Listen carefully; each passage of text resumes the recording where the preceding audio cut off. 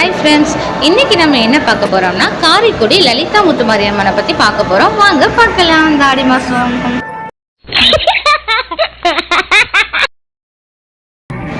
இது என்ன மாதம்? ஆடி மாதம். ஆடி மாதம்னாலே அம்மனுக்கு ஸ்பெஷல் தான். இன்றைக்கி என்ன பார்க்க போகிறோம் அப்படின்னா, நம்ம காரைக்குடி லலிதா முத்துமாரியம்மனோட ஆடி ஸ்பெஷல் தான் பார்க்க போகிறோம். கண்டிப்பாக அவங்கள பற்றி சொல்லி ஆகணும். காரைக்குடிக்கு 60 வருஷத்துக்கு முன்னாடி 8 வயசு சின்ன பிள்ளையா சமயபுரத்துலேருந்து முத்துக்களோடு வந்தவ தான் எங்கள் முத்துமாரின்னு பெரியவங்க சொல்லுவாங்க. அப்படி வந்தவங்க அருள் சொல்லியிருக்காங்க. அருள் சொன்னது பழிக்கவும் ஆரம்பிச்சிருக்கு. ஆனால் அவங்க மேலே உள்ள அந்த முத்துக்கள் வந்து நாளுக்கு நாள் வளர ஆரம்பிச்சிருக்கு. அதாவது முத்துன்னு சொல்கிறேன்னா அது என்ன நினைக்குவேன்னா அம்மை தான். அது நாளுக்கு நாள் வளர ஆரம்பிச்சிருக்கவும் ஒரு சிலர் அவங்கள பார்த்து கிண்டல் செய்ய ஆரம்பிச்சிருக்காங்க. அப்படி கிண்டல் செஞ்ச ஒருத்தவங்களை கூப்பிட்டு, உன் வீட்டு தோட்டத்தில் கிணத்தடி பக்கத்தில் ஒரு தக்காளி செடி இருக்கும், அந்த தக்காளி செடியில் தக்காளி பழுத்திருக்கும், அதை எனக்கு கொண்டு வான்னு கேட்டிருக்காங்க. அதுக்கு அவர் சொல்லியிருக்காரு, என் வீட்டில் தக்காளி செடியே இல்லை, அப்புறம் எங்கிட்ட பழம் வரும்னு கேட்டிருக்காங்க.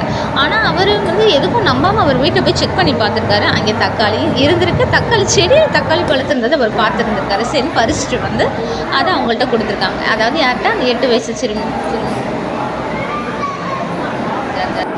அந்த தக்காளி பழத்தை பறித்து கொண்டு போய் அந்த அம்மன்கிட்ட கொடுத்துருக்காங்க. அந்த அம்மனும் அதை வாங்கி அவருக்கு ஆசீர்வாதம் பண்ணியிருக்காங்க. அது மட்டும் இல்லாமல் அந்த அம்மன் என்ன சொல்லியிருக்காங்க அப்படின்னா, இந்த இடத்துல இருந்து உங்கள் எல்லாருக்கும் கண்டிப்பாக நான் அருள் பாலிப்பேன் அப்படின்னு சொல்லியிருக்காங்க. அது மட்டும் இல்லாமல் கொஞ்ச நாளிலே அவங்க முக்தியும் அடைஞ்சிருக்காங்க. அந்த இடமான மீனாட்சிபுரத்தில் தேனாட்சி புரிஞ்சிட்ருக்கா எங்கள் லலிதா முத்துமாரியம்மன்.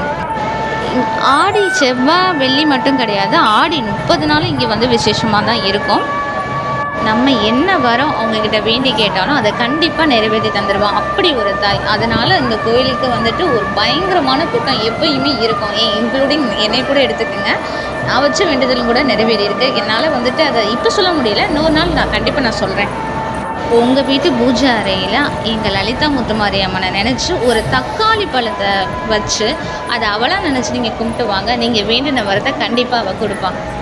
ஓகே ஃப்ரெண்ட்ஸ், இதோட தொடர்ச்சி நான் அடுத்த வெளி போடுறேன். மறக்காமல் லைக் அண்ட் சப்ஸ்கிரைப் பண்ணிடுங்க.